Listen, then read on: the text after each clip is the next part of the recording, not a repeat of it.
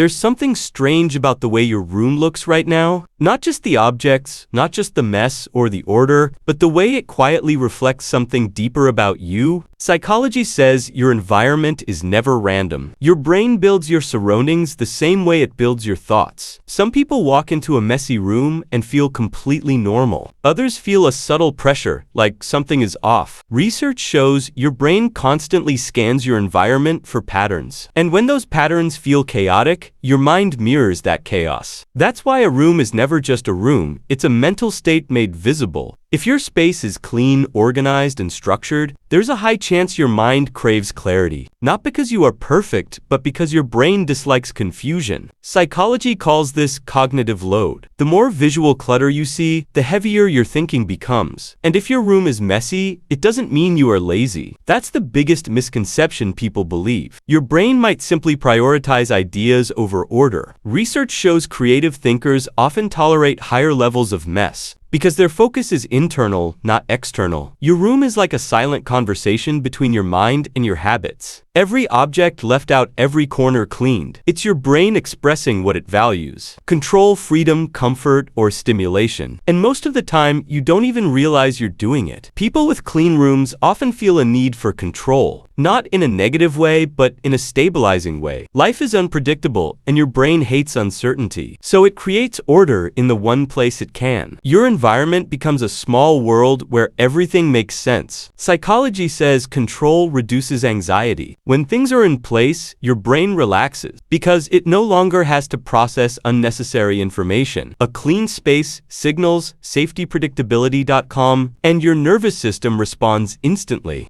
On the other side, messy environments tell a different story. Not chaos, but openness. Your brain is less focused on structure and more on flexibility. You're comfortable with things being unfinished because your mind is constantly exploring new ideas. Research shows people in messy spaces can think more creatively because they are not limited by rigid structure. Their brain is constantly connecting unrelated thoughts, finding patterns in disorder, and turning chaos into imagination. But here's where it gets interesting. A messy room doesn't always mean creativity. Sometimes it reflects emotional overwhelm. When your brain feels overloaded, it struggles to organize anything. Not your thoughts, not your space, not your energy. You've probably noticed this. When you feel stressed, your room slowly becomes messier, not because you don't care, but because your brain is prioritizing survival over order. Cleaning becomes mentally exhausting when your mind is already full. Psychology calls this decision fatigue. Even small actions like picking up clothes feel heavy because your brain has used up its mental energy. So it avoids tasks that require effort, and your environment begins to reflect that exhaustion. Now, think about the opposite moment. When you suddenly feel the urge to clean everything, you organize your desk, your bed, your entire space. That's not random either. Your brain is trying to reset itself. Cleaning becomes a form of emotional regulation. Research shows physical actions can calm mental stress. When you clean, you create visible progress, and your brain rewards that progress with a sense of control. It feels like you're fixing something, even if it's just your room. This is why some people clean when they feel anxious. It's not about perfection. It's about grounding. Your brain shifts from overthinking to action, and that shift creates relief. But here's something most people don't realize. Both messy and clean environments can be unhealthy extremes. A perfectly clean space can sometimes hide perfectionism, and a very messy space can sometimes hide avoidance. Perfectionism is when your brain ties order to self-worth. Everything has to be just right, not for comfort, but for validation. Psychology says this creates pressure, not peace, because nothing ever feels good enough. You might clean not because you want to, but because you feel you have to. Your brain associates disorder with failure, so you constantly fix your environment, trying to feel okay inside.